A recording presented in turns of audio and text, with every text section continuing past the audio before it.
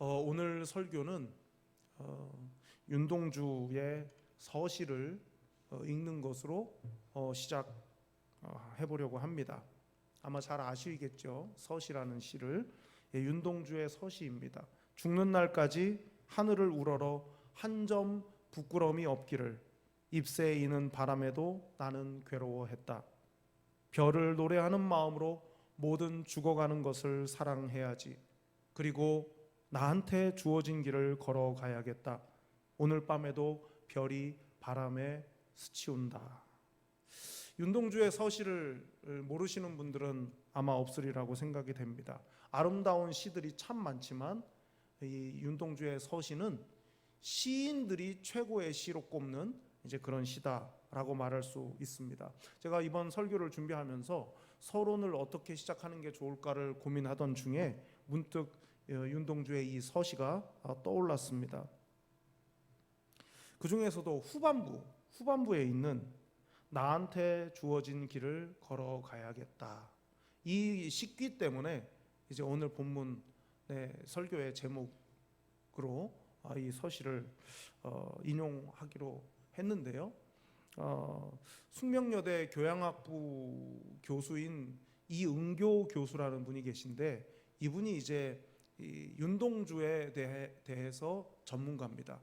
이분이 쓴 책 중에 철엄이란 책이 있는데, 이 철엄이라는 책은 윤동주라고 하는 한 인물이 어떤 사람이었는가를 그가 썼던 그 시들을 통해서 이 사람은 이런 사람이었다. 그 시에 그 사람의 시, 이 윤동주의 시 중에 이런 내용이 있는데 그 내용의 배경은 이러하다 하는 것을 이제 설명해 놓은 책이 이 철엄이라는 제목의 책입니다. 제가 그 책을 이제 구해 가지고 이제 읽어 보면서 이게 좀 필요한 내용이다 싶었습니다. 하늘과 바람과 별과 시, 이것이 이제 윤동주의 유고 시집이거든요. 그 유고 시집의 맨 처음에 제목 없는 시가 우리가 알고 있는 바로 서시입니다. 제목이 없어요. 원래는 제목이 없는 시죠. 근데 그 시집의 맨 처음에 서문이 없고 그 시가 있으니까 서문 같은 역할을 한다 해서 서시라고 이름이 나중에 붙여진 거죠. 근데 이 서시를 쓴 윤동주는 만주 명동마을에 이미 이주를 한 윤영석의 첫째 아들입니다. 이 윤동주가 그 명동마을에서 자랐는데 그 외삼촌이 김야견이라는 사람이에요. 그 외삼촌 김야견의 별명이 뭐냐면 맹자만독입니다. 맹자를 10,000번 읽었다. 그래서 맹자만독이라는 별명을 가진 김야견에게서 이 윤동주가 한자를 배우고 맹자에 대해서 통달한 그 김야견에게 한자를 배웠으니 윤동주는 맹자에 대해서도 상당히 조예가 깊은 그런 이 청년 시절을 이제 보냈다라고 말할 수 있습니다. 그래서 이 윤동주의 서시는요, 맹자를 알고 읽어야 되는 겁니다. 원래는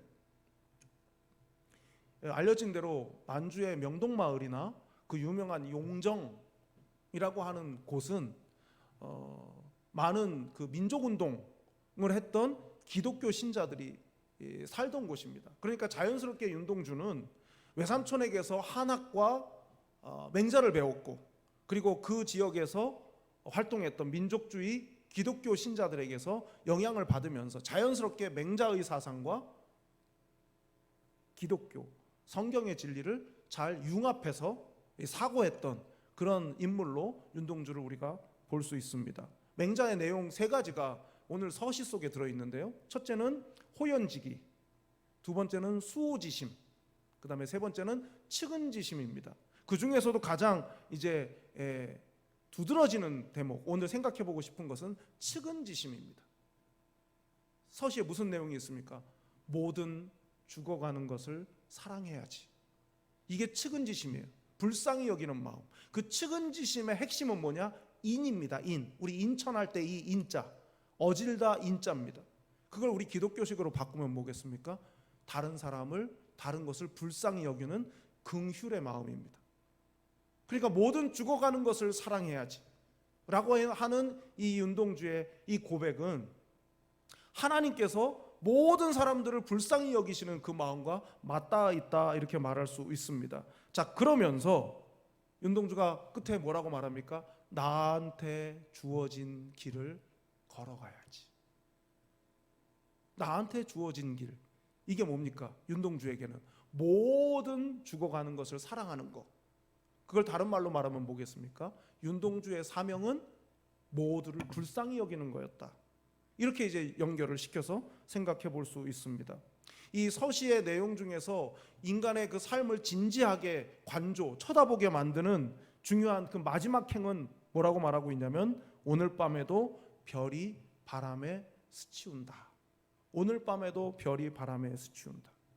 모든 죽어가는 것을 사랑하는 것이 나의 사명인데, 그 사명이 뭡니까? 높은 이상인 저 하늘의 별이에요. 근데 지금 나는 어디에 살아가고 있습니까? 땅에 살아가고 있죠. 그러니까 땅에서 발을 딛고 저 높은 이상인 모든 것을 사랑하고 불쌍히 여기는 그 마음, 그 높은 이상이 저 있지만 나는 땅에 있기 때문에 땅에 부는 바람에 끊임없이 스칠 수밖에 없는 그런 존재가 나구나 하는 그런 내용이 바로 이 서시의 내용이다라고 할 수 있습니다. 여러분, 칠흑같이 어두운 밤, 별이 얼마나 높고 그리고 또렷하게 보이겠습니까? 그 고결한 이상을 끊임없이 흔드는 바람 같은 이 세상의 이야기들이 나를 더 예민하게 만들고 때로는 저 높은 이상을 향하지 못하게 만드는 것 아니겠습니까? 나한테 주어진 길, 이 설교의 제목으로는 조금 적절하지 못한 부분이 사실 있어서 망설였습니다. 그러나 그 윤동주의 시대, 그 억압의 시대, 또 배신과 변절의 시대였던 1940년대 세상과 오늘 우리가 살아가는 이 캄캄한 이 세상이 윤동주의 눈에 보였던 모든 죽어가는 것, 그것이 오늘날도 동일하게 다른 모양을 가지고 있지만 똑같은 상황이다라고 생각을 해보면 나한테 주어진 길, 이것은 오늘 사도 바울이 걸어갔던 그 사명의 길이라는 차원에서 세상을 다시 한번 돌아보게 하고 또 나를 점검해 보게 하는 귀한 가르침이다 할 수 있습니다. 겉으로는 멀쩡하고 윤택한 삶을 사는 것처럼 보이지만 석진영 여사의 찬송 가사처럼 믿는 자여 어이할꼬, 그것이 그때나 지금이나 동일하다라는 것이죠. 어둠의 시대이기 때문에 우리 머리 위에 있는 높은 이상, 모든 죽어가는 것을 사랑해야지 하는 것이 우리의 사명이라는 사실을 다시 한번 생각하게 됩니다. 여러분과 저에게 주어진, 그 나한테 주어진 길, 여전히 우리는 그 길을 가는 동안 바람이 우리를 계속 흔들고 있다는 사실을 너무나 잘 압니다.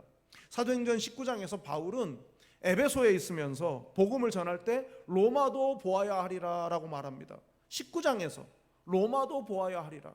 오늘 우리가 읽은 말씀은 26장 아닙니까? 여전히 아직도 로마행을 출발조차 하지 못하고 있습니다. 끊임없이 바람에 스치우는 순간들을 바울이 보내고 있는 것 아니겠습니까? 그럼 바울이 나한테 주어진 길, 자신에게 맡기신 사명의 길을 조금도 지체함 없이 계속 가려 하는 그 이유가 오늘 본문 속에 나타나 있죠.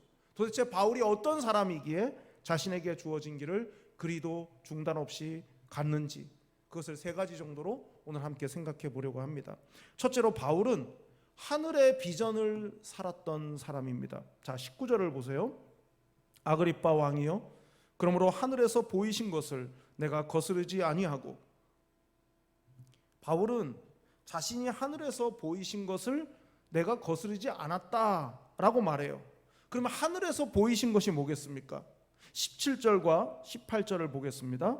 에베소에 사는 유대인과 헬라인들이 다 이 일을 알고 두려워하며 주 예수의 이름을 높이고 믿은 사람들이 많이 와서 자복하여 행한 일을 알리며, 지난주에 강조했던 것은 바울을 향하신 하나님의 소명, 그리고 그 소명에 응답하는 바울의 사명, 그것을 지난주에 말씀을 드렸습니다. 그걸 좀 다른 말로 하면 하나님께서 바울에게 보이신 비전이죠. 감당해야 될 몫의 비전, 그걸 다른 말로 하면 사명 아니겠습니까? 그 비전의 내용이 바로 좀 전에 읽은 17절과 18절에 녹아 있습니다. 바울을 향하신 하나님의 비전은 뭡니까? 이방인뿐 아니라 유대인들이 어둠에서 빛으로, 사탄의 권세에서 하나님의 권세로 돌아오는 것, 그리고 주님을 믿는 사람들이 믿음의 공동체를 이루는 것, 그것이 바울이 발견한 자신을 향한 하나님의 비전, 나에게 주어진 길이었다는 고백인 것이죠. 그러니까 밤 하늘 높이 떠 있는 바울의 별은 뭐냐? 잃어버린 영혼들, 그것이 유대인이든 아니면 이방인이든 다 하나님께로 돌아오고 이 구원받은 믿음의 공동체 안에 그들이 다 들어오는 것, 이것이 바울에게는 하늘에 떠 있는 별이었다, 이렇게 말할 수 있습니다. 그래서 하늘에서 보이신 것, 비전은 바로 그것이다. 바울의 인생 스토리의 뼈대가 되는, 축이 되는 것은 바로 그것, 하나님께서 그에게 보여주신 바로 그 비전이었다, 이렇게 말할 수 있습니다. 비전과 관련해서 두 종류의 사람이 있다고 생각합니다. 하나님의 비전과 관계없이 나의 비전을 실현하면서 살아가는 사람이 있고, 또 한 종류의 사람은 하나님의 비전을 나의 비전으로 삼고 살아가는 사람이 있다. 이 두 종류인 겁니다. 나의 비전의 실현을 위해 살아가는 사람과 하나님의 비전을 나의 비전으로 삼고 살아가는 사람. 우리는 스스로 생각해 봐야 됩니다. 나는 어느 편인가? 나는 어느 쪽에 속해 있는가? 간혹 원초적인 그런 질문을 해볼 때가 있습니다. 내가 이걸 이렇게 원하는데 내가 이걸 원하는 게 무엇 때문인가 하는 거예요. 내가 원하는 이것, 과연 하나님과 상관이 있는 건가? 목사이기 때문에 저는 가장 큰 관심은 교회의 부흥입니다. 교회가 부흥하는 게 저에게는 가장 숙제인 거고, 그게 저에게는 사명이라 할 수 있죠. 좀 더 많은 성도가 훨씬 더 좋은 여건에서 신앙생활을 할 수 있으면 참 좋겠다 하는 것이 항상 제가 하는 생각입니다. 그것 자체가 나쁘지 않죠. 그런데 그게 누구를 위한 것인가? 그것이 과연 누구를 위한 것인가는 조금 생각을 해볼 필요가 있는 거 아니겠습니까? 과연 그것이 하나님께 유익한 것인가? 아니면 나를 위한 것인가? 그러다가 종종 소스라치게 놀랄 때가 있습니다. 의도는 그게 아닌데 하나님을 들러리 세우고 내가 덕을 보고 싶을 때가 있단 말이죠. 하나님이 주인공이시고 하나님이 높임을 받으셔야 되는데 그냥 하나님은 들러리, 그 덕을 내가 보고 싶은, 혜택을 내가 보고 싶은 그럴 때가 종종 있습니다. 자기 통제력을 잃으면 얼마든지 언제든지 하나님의 비전이 아닌 내 욕망을 하나님의 비전인 양 할 수 있게 되더라 하는 것입니다. 여러분 어떠십니까? 마치 하나님께서 하나님께 내 속마음을 숨길 수 있을 것처럼 그렇게 기도하거나 그렇게 말한 때는 없으십니까? 하나님의 영광을 말하면서도 정작 바라는 것은 그 후에 누리게 될 혜택이 아니었습니까? 여러분, 구약의 제사 제도를 한번 생각해 보십시오. 구약의 제사 제도, 흠 없는 제물, 흠 없는 제사, 흠 없는 사람이어야 했습니다. 흠 없는 제물과 흠 없는 제사가 흠 없는 사람으로 하나님 앞에 서게 하는 것이죠. 그것이 있어야 했습니다. 하나님이 기뻐하시는 데에 온통 그 관심을 집중시켜야만 하나님이 기뻐하시는 제사를 드릴 수가 있었습니다. 이런 맥락에서 내 비전을 점검해 봐야 합니다. 과연 나는 하늘에서 보이신 비전을 거스르지 않는 삶을 사는가? 혹시 비전을 내세우면서 내 욕심과 내 체면을 위해서 하나님을 이용하려고 하지는 않는가 하는 것입니다.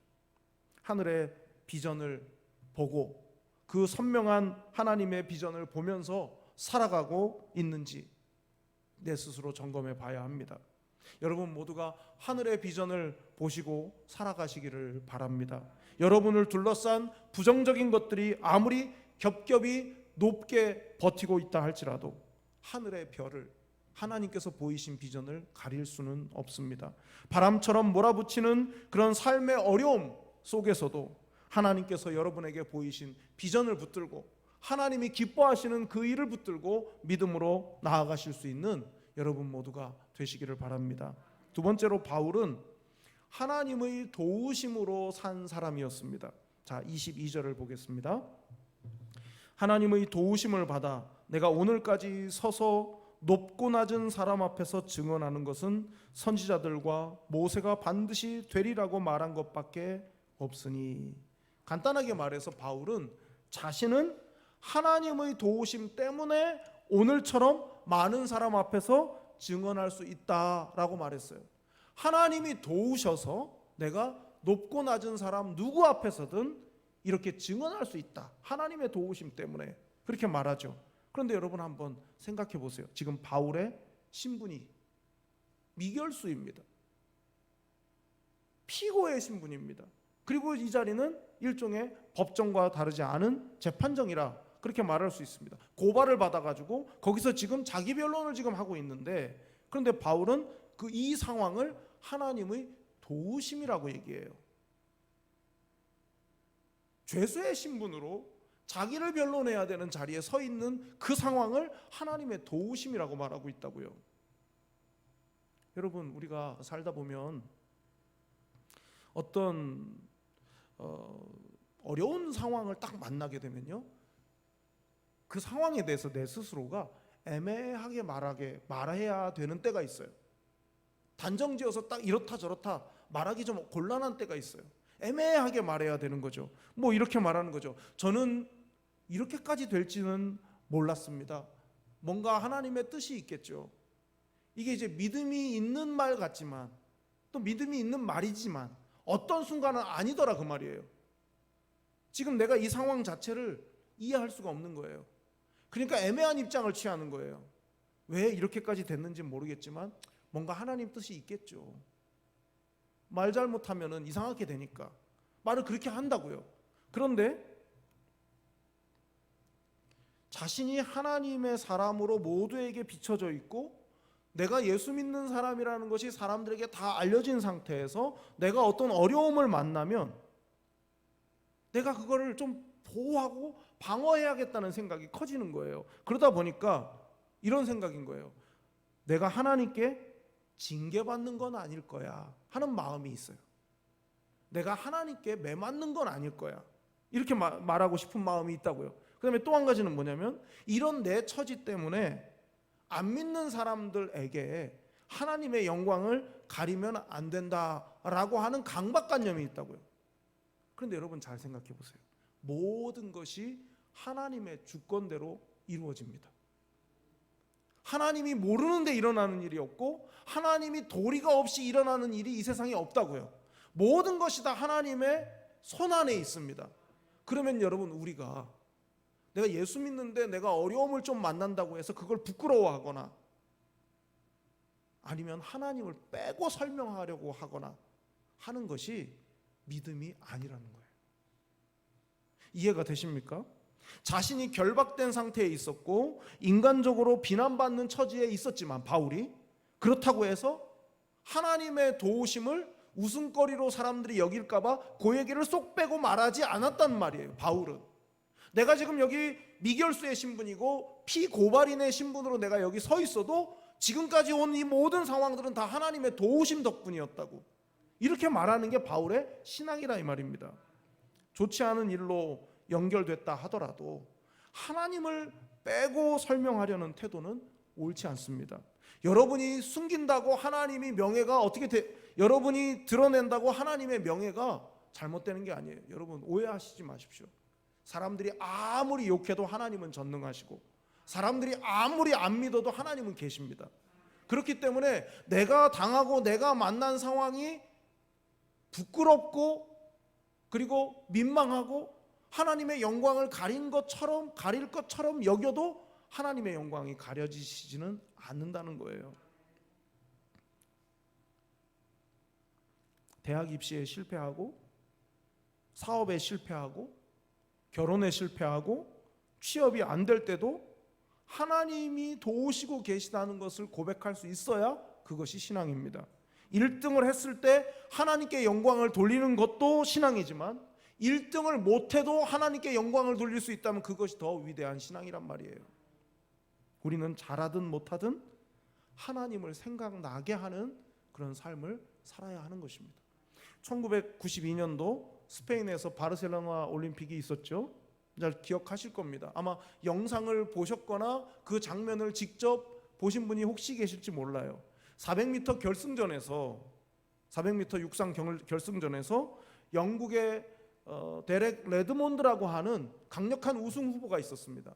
이 사람은 영국의 영국 국가 자기 나라의 그 400m 신기록을 작성하던 그런 당시에 가장 이 경기력이 좋았던 선수였습니다. 그가 400m 결승전 경기 중에 도중에 150m 지점을 지날 때 이 장단제 이 햄스트링이 끊어지는 그런 사고가 있었습니다. 강력한 우승 후보였지만 더 이상 뛸 수가 없는 상황이 된 거죠. 그러니까 이제 경기를 이제 보조하는 경기 요원들이 이 트랙에서 쩔뚝거리면서 뛰고 있는 이 선수를 이제 빼내려고 곁에 가가지고 이제 그만하시라고, 이제 안 되지 않냐고 이렇게 설득을 했지만 뿌리치고 계속 뛰는 거예요. 계속 달리고 있는데 그때 어디선가 어떤 한 사람이 갑자기 달려 들어왔습니다. 그 사람은 이 데렉 레드몬드의 아버지였어요. 상황을 이상하다고 감지를 하고 이 경기 요원들이 말릴 때 내가 아버지라고 하면서 와가지고 아들에게 옆에 달려가가지고 얘기합니다. 야, 이제 그만해라. 큰일 난다 이러다가. 근데 아들이 막 울면서 계속 뛰는 거예요. 아무리 아버지가 안 되다 그만해라 해도 설득이 안 되니까 결국은 아버지가 이 아들의 어깨를 부축하면서 끝날 때까지 400m를 한 바퀴를 돌았습니다. 이 400m 이 경기는 그냥 올림픽 경기장이 400m지 않았습니까? 한 바퀴 돌면 끝나는 거기 때문에 이 단거리입니다. 단거리인데 이 코너를 돌아야 되기 때문에 굉장히 힘든 그런 경기인데 이게 이제 150m 남겨두고 그렇게 됐기 때문에 더 이상 뛸 수 없는 상황이어서 아버지가 말렸지만 계속 뛰는 걸 다 이해하지 못했겠지만 경기장에 있던 관중들이 박수를 칩니다. 끝날 때까지 박수를 쳤어요. 당연히 맨 마중에 들어왔겠죠. 꼴등입니다. 그리고 글쎄요, 제가 이 설교를 준비하면서 이 사람의 기록이 있을까 싶어요. 왜냐하면 아버지의 부축을 받으면서 뛰었기 때문에 이거는 기록으로 남길 수 없는 그런 이제 뭐 일종의 그 파울이죠. 그렇게 돼야 맞는 거 아니겠습니까? 그럼에도 불구하고 관중들이 끝날 때까지 박수를 쳐줬어요. 사람들이 그때 1등을 했던 사람이 누군지는 기억을 잘 못합니다. 오히려 꼴등을 기억하죠. 내가 부족하고 더 이상 달릴 수 없지만 그러나 곁에서 부축하고 함께 뛰어준 그 아버지가 사람들의 기억 속에 오래도록 남게 됐습니다. 우리는 1등하기 위해서 달려가는 사람이 아니라 실패해도 시련이 있어도 하나님의 도우심을 믿고 달려가는 사람입니다. 이것이 사명자 아니겠습니까? 만약 나의 부족함이 드러나서 하나님의 사랑이 돋보이고 하나님의 능력이 더 알려지게 된다면 나의 부족함은 부끄러움이 아니라 자랑스러움과 감사의 조건이 될 수 있습니다. 지금 여러분의 처지가 아무리 빈틈이 많고 허술해 보여서 설명하기 어렵고 실망하기 할 만한 순간이라 할지라도 실망하지 마시기를 바랍니다. 누구에게도 보이고 싶지 않은 부족함 때문에 괴로워하지도 마시기를 바랍니다. 여러분의 빈틈은 하나님의 일하실 공간이고 도우실 자리입니다. 여러분의 인생은 하나님의 은혜를 채울 오선지이지 버려질 폐지가 아니라는 사실을 꼭 기억하시기를 바랍니다. 마지막 세 번째로 바울은 하나님의 말씀을 살아낸 사람이었습니다. 자, 24절을 보시기 바랍니다. 바울이 이같이 변명하매 베스도가 크게 소리내어 이르되 바울아 네가 미쳤도다. 내 많은 학문이 너를 미치게 한다 하니. 바울이 앞에서 말한 하나님의 비전, 하나님의 도우심, 그리고 그가 전했다고 밝힌 그런 모든 말씀들, 그것을 들은 베스도가 큰 소리로 바울에게 대해서 한 말이 뭡니까? 네가 미쳤다. 그런 신분으로 재판을 받는 입장에서 사람들에게 전한 메시지가 예수의 부활이니까 그 말을 들은 베스도, 총독 베스도는 네가 미쳤구나. 네가 이 앞에서 내가 정말 미쳤구나. 이렇게 지금 말을 한 거 아니겠습니까? 그도 그럴 것이 바울의 처지가 그럴 만했잖아요. 그가 전한 메시지도 부활에 관한 것이니까. 여러분 얼마나 듣는 사람에게 비현실적으로 들리겠습니까? 초라하고 남루하고 짝이 없는 죄수의 신분인 사람이 나는 하나님의 도우심으로 여기 있다. 그리고 예수의 부활을 말하니까 미쳤다는 말 말고 어떻게 설명할 수 있겠습니까? 만약에 바울이 자기가 그렇게 말하고 그렇게 설교하면서 전혀 그렇게 살지 않는 사람이라면 미쳤다고 하지 않고 사기꾼이라고 했을 겁니다. 그런데 정말 이상한 말을 해놓고 정말 그렇게 사니까 미친 사람으로 여기는 것이죠. 말도 안 되는 말을 하고는 그렇게 삽니다. 그러니까 할 수 있는 말은 미쳤다는 말밖에 없는 것이죠. 바울은 이렇게 붙잡혀 있는 것이 하나님의 도우심이라고 말했습니다. 그리고 예수님의 죽으심과 부활에 관해서 전했습니다. 미쳤다는 소리를 듣죠. 그러나 그는 다음 말을 계속 이어갑니다. 26절을 보세요. 왕께서는 이 일을 아시기로 내가 왕께 담대히 말하노니 이 일에 하나님 하나라도 아시지 못함이 없는 줄 믿나이다. 이 일은 한쪽 구석에서 행한 것이 아니니이다. 여기서 이 일이라고 말하는 건 뭐겠습니까? 예수님의 부활 사건이에요. 예수님의 부활은 어느 한쪽 귀퉁이에서 일어난 일이 아니라고, 모두가 다 보도록 일어난 하나님의 사건이라고, 부활 사건이라고 그렇게 말했습니다. 이 말을 듣던 이제 베스도 총독이 있었지만 아그리빠 왕이 있었지 않습니까? 아그리빠 왕이 뭐라고 말해요? 너가 적은 말로 나를 그리스도인 되게 하려고 네가 지금 그렇게 나를 설득하는구나, 이렇게 말해요. 그때 바울이 유명한 말을 남기죠. 자, 29절 보세요. 바울이 이르되 말이 적으나 많으나 당신뿐만 아니라 오늘 내 말을 듣는 모든 사람도 다 이렇게 결박된 것 외에는 나와 같이 되기를 하나님께 원하나이다 하니라. 복음을 전하는 자신을 가리켜 미쳤다고 말하는 그 사람들을 향해서 바울은 다시 복음을 전하는 거예요. 복음, 그러니까 하나님의 말씀을 살아낸 자기 자신을 담기를 바란다고. 나처럼 이렇게 결박된 거 요거 빼고는 다 모든 사람이 나처럼 되기를 내가 하나님께 원한다고. 바울이 지금 그렇게 고백했습니다. 세상 사람들이 보는 관점에서는 나쁜 의미에서 지금 베스도가 그렇게 말한 거 아닙니까? 네가 미쳤구나. 이건 나쁜 의미에서 미친 거죠. 나쁜 뜻으로 그렇게 말한 것이죠. 그러나 우리가 믿음의 눈을 뜨고 바라보면 바울이 복음을 믿고 믿은 대로 살았으니 그렇게 미쳤다 소리를 듣는 것이 세상의 관점에서는, 세상 사람들이 볼 때 그렇게 보는 것은 당연하다는 것이죠. 그렇게 사는 것이 하나님의 비전에 합당하게 사는 거라는 확신과 열정이 바울에게 있었기 때문에 결박된 것 말고는 다 나와 같이 되기를 바란다고 그렇게 말하는 것 아니겠습니까? 그렇다면 여러분이나 저도 마찬가지입니다. 믿음이 없는 사람, 하나님을 알지 못하는 사람, 하나님을 믿지 않는 사람들이 나를 볼 때 저 사람이 미쳤구나 라고 말한다는 것은, 뒤집어 말하면 이상한 걸 믿는데 그 이상한 대로 사는구나, 그런 뜻 아니겠습니까? 또 한 번 뒤집어 보면 만약 사람들이 나를 쳐다보면서 내가 행하는 모든 것이 다 이해가 된다면 그것은 내가 미치지 않았다는 뜻이고 말씀대로 살지 않고 있다는 뜻이 되는 것입니다.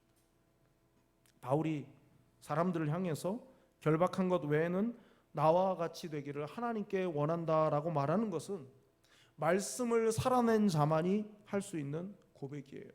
왜 우리가 복음을 전하는데 힘이 없습니까? 왜 복음을 그리고 영생을 가진 우리의 말끝에 힘이 없는 걸까요? 말하기는 하지만 살지 않기 때문인 겁니다. 복음을 설명하긴 하지만 그 설명이 나랑 별 상관이 없기 때문입니다. 전한 대로 살지 않고 있기 때문이죠. 그래서 우리에게 필요한 것이 무엇이겠습니까? 말씀대로 살아내는 거예요. 내가 믿은 대로 살아내는 것입니다. 듣는 자로서의 말씀살이가 필요하고 전하는 자로서의 말씀살이가 필요합니다. 말씀살이가 미쳤다는 소리를 듣는 것은 어쩌면 당연한 일 아니겠습니까? 로마 제국 시대에 교회를 너무 거세게 박해하니까 도저히 사람들이 살 수가 없어서 땅굴을 파고 지하 속에 들어가 살지 않았습니까? 그래서 그걸 이제 카타콤이라고 하는데, 그 그 카타콤의 순교자에 관련된 이야기들이 참 많습니다. 그 중에 한 가지를 잠깐 소개하겠습니다. 카타콤이 발견이 됐어요. 로마 병사가 카타콤을 발견했습니다. 그래서 그 카타콤에 숨어서 살고 있는 이제 초기 그리스도인들을 이제 붙잡아들였습니다. 로마 병사가 카타콤에 있던 신자들을 잡아가지고 결박을 하고 이렇게 외칩니다. 이제 남은 것은 죽음이다. 다만 내가 열을 셀 동안 이 앞에서 도망을 치는 사람은 도망가게 살려두겠다. 그리고 열을 손가락을 꼽으면서 열을 세기 시작합니다. 하나, 둘, 점점 목소리가 더 커지고 더 묵직해집니다. 5, 6, 7, 아무도 꼼짝도 하지 않습니다. 그러다가 9 했을 때 한 젊은이가 뛰쳐나갔어요. 그 한 사람이 뛰쳐나가는 것을 보고 마음이 흔들렸는지 몇 사람이 또 덩달아서 뛰쳐나갑니다. 9까지 세던 그 수를 세는 그 헤아림이 9에서 멈추었습니다. 더 이상 세지 않아요. 도망친 사람들이 다 도망가서 그 뒷모습이 완전히 사라졌을 때쯤 로마 병사가 들고 있던 무기를 땅바닥에 내던지면서 무릎을 꿇고 이렇게 말합니다. 형제 여러분, 이제 안심하십시오. 가라지는 뽑혔습니다. 로버트 윌켄이라는 사람이 이런 말을 했습니다. 인내의 유일한 표지는 참을성이나 결연함이 아닌 소망이다. 인내는 소망을 품고 사는 것이다. 인내는 부활에 근거한다. 그것은 하나님이 만들고 계시는 미래를 지향하는 삶이며 그 표지는 열망, 즉 현재의 폐악에서 벗어나는 것보다는 장차올 좋은 것에 초점이 맞추어진 열망이다 라고 했어요. 나한테 주어진 길을 가려면 인내가 필요합니다. 왜냐하면 오늘 밤에도 별이 바람에 스치우기 때문입니다. 아무리 바람이 우리를 건드리고 괴롭혀도 인내할 수 있는 이유는 장차 올 좋은 것을 소망하면서 별을 올려다 보기 때문입니다. 흔들리지 않고 별을 볼 수 있는 것은 좋은 것을 주시는 하나님을 신뢰하고 그 도우심을 기대하기 때문입니다. 하나님의 도우심을 의지하시기 바랍니다. 하나님의 말씀이 우리 안에서 능력으로 역사하시도록 말씀을 살아내시는, 그래서 하나님께 엎드리시는 여러분 되시기를 바랍니다. 여러분에게 주어진 길을 가는 그 인내의 시간이 뽕잎을 비단이 되게 하시는 시간임을 믿으시기 바랍니다. 누구에게든 당당하게 결박한 것 외에는 나와 같이 되기를 내가 하나님께 원합니다 라고 말할 수 있는 그런 여러분 모두가 되시기를 바랍니다. 기도하겠습니다. 사랑이 많으신 하나님 아버지, 나한테 주어진 길이 아무리 버겁고 힘들어도 갈 수 있는 믿음과 능력을 주실 줄 믿습니다. 내게 주신 길을 걸어감에 있어 주저함과 망설임이 없도록 도와주시기를 원합니다. 아무리 바람이 거세게 휘몰아쳐도 말씀을 살아내고 당당하게 선포하는 믿음의 사람이 되기를 바랍니다. 장차 올 좋은 것에 초점을 맞추고 걸어가게 하옵소서. 사랑이 많으신 예수님의 이름으로 기도드립니다. 아멘.